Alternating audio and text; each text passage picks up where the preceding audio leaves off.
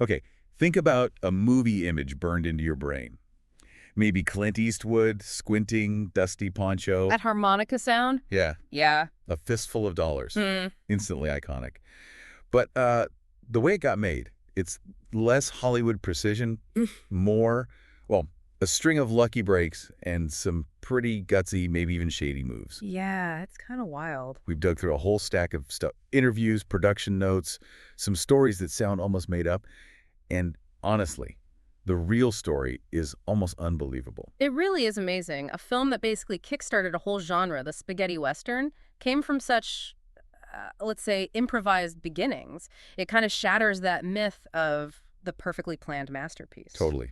So our mission here is to pull out the craziest, most surprising bits behind Fistful of Dollars.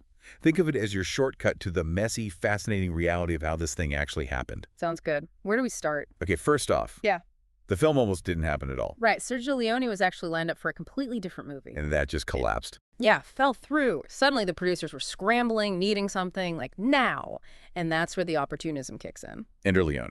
He'd seen Kurosawa's Yojimbo, loved it, and basically just pitched a Western version to these German and Yugoslav producers, Knowing full well. knowing full well he had zero rights to do it. I mean, Yeah. the nerve, it's like he figured, Kurosawa won't notice a Western set halfway across the world. It really points to that sort of guerrilla filmmaking mindset, doesn't it? Born out of, well, desperation and a tiny budget. Oh, the budget. Yeah, let's talk about that. Seriously tight. So tight that Leone apparently kept Eastwood's salary a secret from the rest of the crew.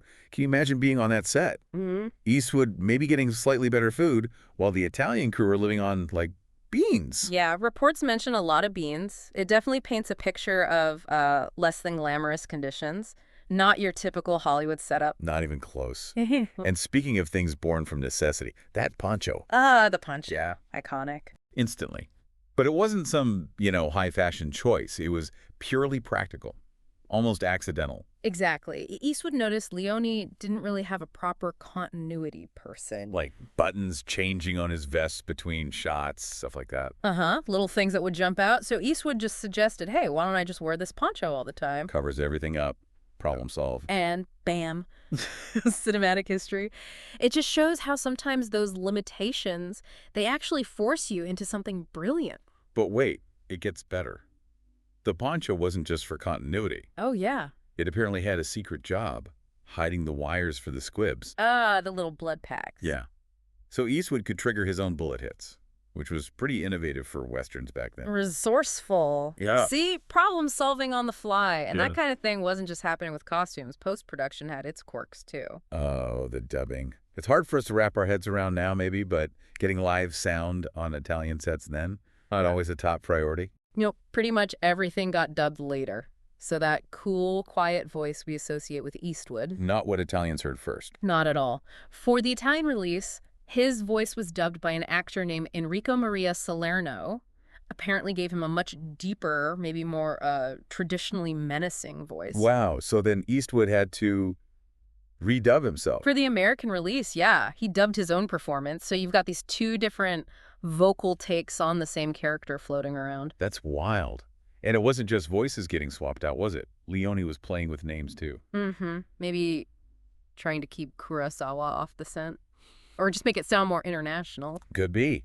So the cinematographer, Massimo Dallamano, Becomes Jack Delmas. and the composer, the legendary Ennio Morricone, Credited as Dan Savio. trying to sound a bit more American, maybe. A bit less obviously Italian. It adds to that feeling of like a slightly covert operation, doesn't it? A Western made slightly under the radar. Definitely. And speaking of the setting, San Miguel, that dusty town, Yeah. it wasn't exactly purpose-built either, was it? Not even close. It looks so perfect, just so authentically run down. Yeah, like it's seen things. But nope, it was a hand-me-down set. Budget was so low, building from scratch was impossible. So they just used this crumbling set left over from some other movie that bombed. Recycling. Very resourceful. Resourceful bordering on risky, though. They were apparently setting off explosives for the shootouts without proper permits. Seriously. That sounds Hmm. dangerous. Yeah, there's a story about a stray bullet getting way too close to the sound guy. Yikes. It really gives you a sense of the controlled chaos, maybe sometimes uncontrolled chaos, on set. Absolutely. And you know how sometimes the lighting looks a bit off? between the outside shots and inside the saloon. Yeah, I've maybe noticed that. Well, the saloon interior wasn't even in San Miguel. They shot those scenes miles away in a studio. Ah, okay. So much for seamless location shooting. It really shows how patched together the whole thing was, but somehow it worked. And Leone's control, it extended right down to Eastwood's performance. Very specific instructions. Oh yeah, the contract rules. Pretty famous now. No big smiles. Just that little smirk, maybe? No romance at all. And the dialogue, ridiculously minimal. What was it, like 22 lines? Something like that, yeah. Tiny amount, especially compared to Mifune in Yojimbo. Eastwood apparently wasn't thrilled at first. You can imagine. But he said later it forced him to use his body language, his eyes. The squint and spit routine. Exactly. Those restrictions arguably created that iconic silent type persona. And Leone's weirdness didn't stop there.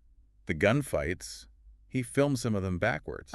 You'd have the actors fall down first, reacting to the shot before the gun fired, then reverse the film later. Why? That sounds completely nuts. Eastwood thought so too. Apparently he was pretty confused. There's a story he jokingly just fell over before even drawing his gun once. Leone wasn't amused. Huh. So what was Leone's thinking there? Something about making the fall itself more dramatic, more visually stylized, less about realism, more about the impact, you know? Okay. And then the bulletproof vest scene. Another strange origin story there. The conquistador breastplate. Oh. Found it. Found it where? In a pawn shop. Leone saw it, thought, yeah, that looks cool and weird, and stuck it in the movie. Nothing to do with historical accuracy, just pure visual punch. Amazing. Which kind of leads to another completely unexpected twist. The film getting banned in West Germany. Right. And you'd think, okay, maybe for violence? Nope. Too manly. Is that right? Essentially, yeah. The German critics saw The Man with No Name as this kind of amoral Ubermensch. Like a Nietzschean Superman thing. Exactly. Representing this dangerous individualism. So they somehow connected that to fascist propaganda. Wow. That's a leap. It really shows how different cultures can read a film, doesn't it? Leone apparently just found it funny. Yeah, I read he joked about making the next one even more violent just to annoy them. Sounds about right. But while all this is happening in Europe, success, controversy, bans, Hollywood is just not interested. Completely dismissive. American distributors saw spaghetti westerns as just cheap junk. That was the quote, I think. Some executive apparently said, who wants to see some Italian director rip off Kurosawa with an American TV actor? Ouch. And they actually held on to the film for how long? 3 years. Oh. Sat on it for 3 whole years. Unbelievable. And then finally, they released it in the U.S. in '67. And boom, massive hit. Makes like 100 times its budget back. And basically saved United Artists from going bankrupt. The irony. Huge irony. Just goes to show, doesn't it? And that improvisational feel, it seems like it ran through the whole production, even the final shootout. The big climax, Eastwood versus Ramon, that super tense standoff, wasn't totally planned that way. Apparently not. The weather was bad. The ground was too muddy for the horse stunts they wanted to do. So Leone just adapted. Yeah.